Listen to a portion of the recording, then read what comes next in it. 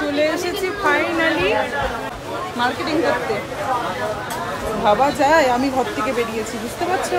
আমি হলে উপায় ছিল না, তোমাদের দাদাভাই বলেছিল এবার ঘর থেকে বের করে দেবে, ছেলেদের কেনা হয়নি। তো চলো কিনে নিই, পরে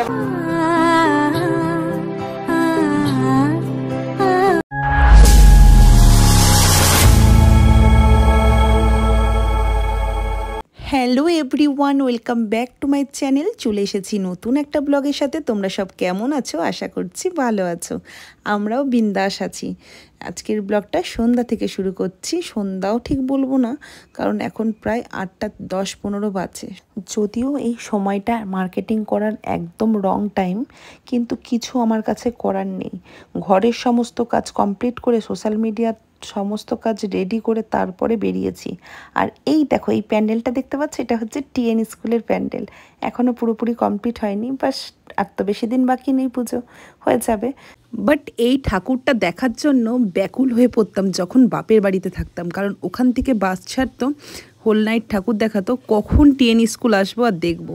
তো কথা বলতে বলতে চলে এসেছি দেখো ম্যাডামজিতে। ম্যাডামজির উপরে হচ্ছে কিড সেকশন, তো সেখান থেকেই ছেলেদের জামা প্যান্টটা কিনবো। তো একদম সোজা উঠে গেলাম উপরে, নিচের দিকে তাকালাম না। নিচের দিকে সব মেয়েদের জিনিসপত্র রয়েছে, কারণ আমার সত্যি কথা বলতে এবছর অত কেনার নেই, কোনেই জানি না কেন।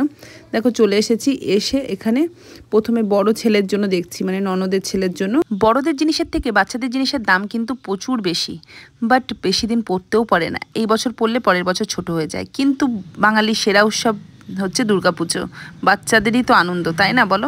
পয়সা চিন্তা করলে সব সময় হয় না। তো যাই হোক, অর্ধেক জামা কাপড় কিনতে না কিনতে আমার ছেলের খিদা পেয়ে গেছে। আর যেই ফুচকালাটা প্রথম দেখলে, ওটা হচ্ছে সেরা ফুচকা বানায় আমাদের দুর্গাপুরে। তো ওখানে শেষ হয়ে গেছে বলে এইখানে এলাম। এখানে এসে ফুচকা খেয়ে নিলাম, কারণ আমার ছেলে খুব জ্বালাচ্ছে। আগে খাবো, তারপরে তুমি যা কিনবে কেনো।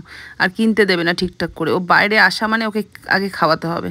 তো এখানে দেখো ফুচকা খেয়ে নিচ্ছি। ফুচকা খাওয়ার পরে ওকে আমি জিজ্ঞেস করলাম, তুই আর কি খেতে চাস বল, তোকে খাইয়ে নিয়ে তারপরে আমি যাবো, নাহলে তুই খুব ডিস্টার্ব করবি। তো ছেলে বললো যে আমি একটুখানি কুলপি খাবো। তো কুলপিওয়ালা এত রাতে আর কুলপি থাকে?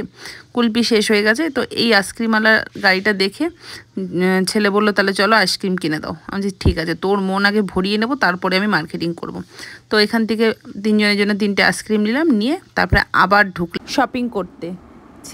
বড় ছেলের জামা আর প্যান্ট হয়ে গেছে, ছোট ছেলের জন্য এবার একটা গেঞ্জি কিনবো। তো ছেলে আমাকে বলেছে কিছু কিনতে হবে না, তুমি আমাকে একটু পুজোতে বোম কিনে দিও আর ভালো মন্দ খাইও, তাহলে হবে। অনেকটা রাত হয়ে গেছে, তবু এখানে এসেছিলাম ছেলের জন্য একটা টি শার্ট নেবো বলে। তো পছন্দ হয়নি এখানে, তো আর এক জায়গায় গেছিলাম, সেটার ক্যামেরা বন্দি করা হয়নি। ওখানে গিয়ে ননদের ছেলে দুজনের জন্যই 2টো টি শার্ট সেম নিয়েছি, আর ছেলের জন্য একটা ব্ল্যাক কালারের টি শার্ট নিয়েছি। তো এটা পরের দিন নেক্সট ব্লগে তোমাদেরকে দেখিয়ে দেবো কী কী নিয়েছি।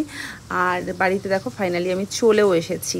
আসার পরে তো কিটি যেটা করে আমাদেরকে দেখে শুরু করে দিয়েছে, ওর জন্য একটু আইসক্রিম নিয়ে এসেছি, আইসক্রিম দিয়েছি। দেখো ছেলের সাথে ওর সাপ আর নেউলে, ছেলে সে ওর পিছনে লাগছে, খেতে দেবে না, আর ও সেমনি আওয়াজ করছে। কিরকম আওয়াজ করছে একবার শুনে তোমাদের।